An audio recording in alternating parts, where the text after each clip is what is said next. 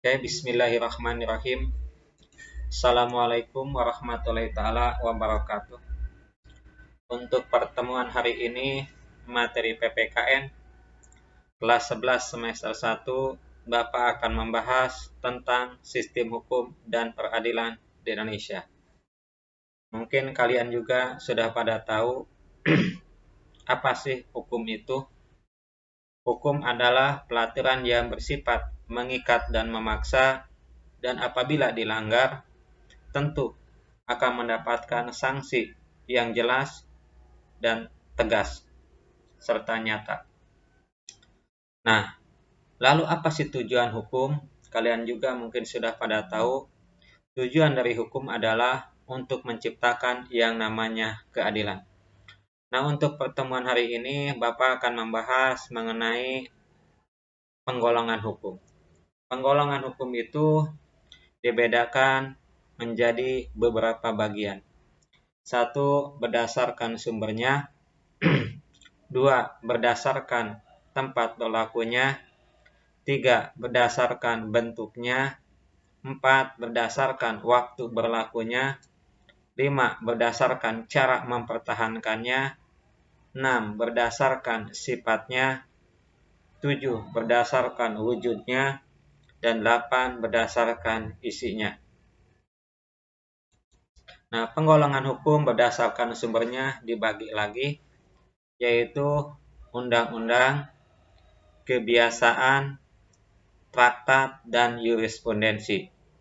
Sedangkan hukum berdasarkan tempatnya dibagi lagi menjadi beberapa bagian, yaitu ada yang namanya hukum nasional, hukum internasional, hukum asing, dan hukum gereja.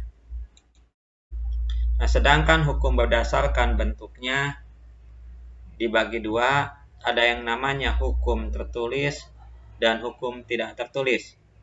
Sedangkan hukum berdasarkan waktu berlakunya ada dua, yaitu ada ius constitutum atau hukum positif, dan kedua yaitu ius constituendum.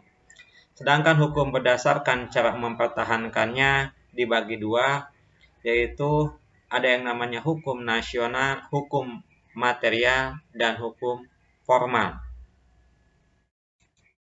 Sementara penggolongan hukum berdasarkan sifatnya dibagi dua, yaitu ada yang bersifat memaksa dan mengatur. Sedangkan berdasarkan wujudnya dibagi dua lagi, yaitu hukum objektif dan hukum subjektif.